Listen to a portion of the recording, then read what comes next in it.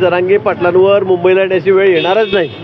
20 तारखेपर्यंत निश्चित पॉझिटिव्ह तोडगा याच्यावर निघेल आणि त्यांना जे अपेक्षित आहे आरक्षण ते त्यांना त्या ठिकाणी मिळेल। सोयरे म्हटल्यावर आता मुलगी जर आपण सासरवाडीला गेली तर सासरच्या लोकांनाही सर्टिफिकेट द्या असा अर्थ जो गृहीत आहे अपेक्षित तो होत नाही आहे। आता त्यांनी ते मान्य केलेलं आहे। मागासवर्गीय आयोग आहे तो या संदर्भामध्ये रात्रंदिवस काम करतो आहे।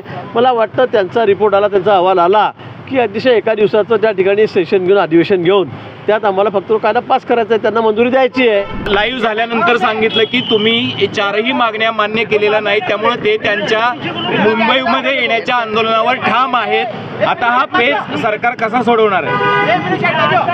आज समितीची बैठक होती आरक्षणाच्या संदर्भामध्ये आणि उपसमितीची बैठक होती आणि त्यानंतर जरांगे पाटील ऑनलाईन त्या ठिकाणी बैठकीला होते। आपण त्याचं मला वाटतं प्रक्षेपण लाईव्हच दाखवलं, पूर्ण लाईव्ह बैठक त्या ठिकाणी झाली। पण मी पुन्हा आपल्याला सांगेल की या ठिकाणी जरांगे पाटलांवर मुंबईला येण्याची वेळ येणारच नाही। 20 तारखेपर्यंत निश्चित पॉझिटिव्ह तोडगा याच्यावर निघेल आणि त्यांना जे अपेक्षित आहे आरक्षण ते त्यांना त्या ठिकाणी मिळेल।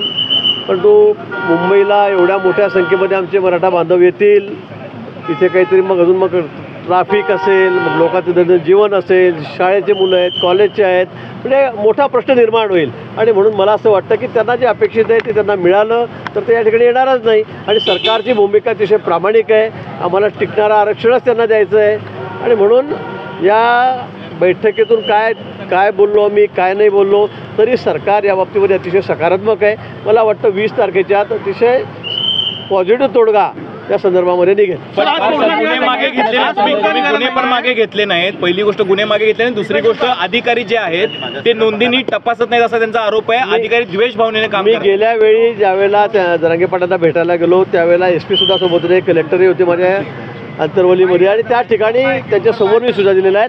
थोडं तांत्रिक अडचण आहे त्यामुळे त्याला वेळ लागतो आहे हे निश्चित आहे, पण हे ठरलेलं आहे। माननीय गृहमंत्र्यांनी सुद्धा त्या ठिकाणी सांगितलं की अंतरवलीमधले गुन्हे जे आहेत ते आम्ही त्या ठिकाणी मागे घेणार आहोत आणि म्हणून आजही मुख्यमंत्री महोदयांनी सूचना दिल्या की 169 करून किंवा ज्या पद्धतीने असेल त्या पद्धतीने गुन्हे मागे घ्या, त्या सूचना आजही दिलेल्या आहेत। मला वाटतं त्यावर काम चाललेलं आहे पण थोडा त्याला वेळ लागतो आहे नक्की आहे, म्हणून आम्ही गुन्हे मागे घेत नाही असा याचा अर्थ होत नाही। पण जरांगे पाटील एका प्रकारे सरकारला डिक्टेट करण्याच्या स्थितीत असल्यासारखं दिसतंय। त्यांची भाषा, ते जे काही बोलतायत ते ताठर भूमिका घेत आहेत। ते म्हणतात की असं जर ते म्हणतात तसं झालं नाही तर आंदोलन होणार म्हणजे होणार।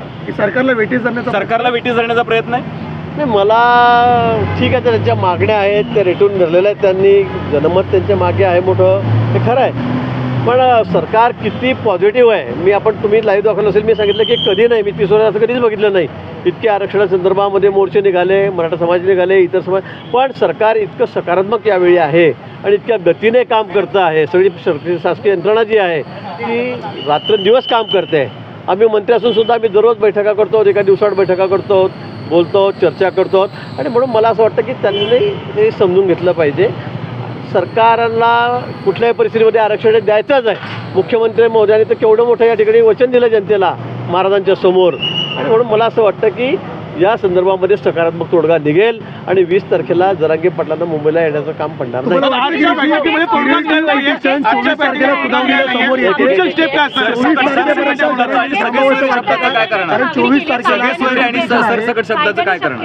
सगळे सोयरे शब्दाच्या बाबतीमध्ये आम्ही त्या ठिकाणी सांगितलेलं आहे, कारण आता म्हणजे आधी जो विषय झालेला होता तो थोडा वेगळा होता, पण आता त्यांनी सांगितला तो थोडा विषय वेगळा आहे।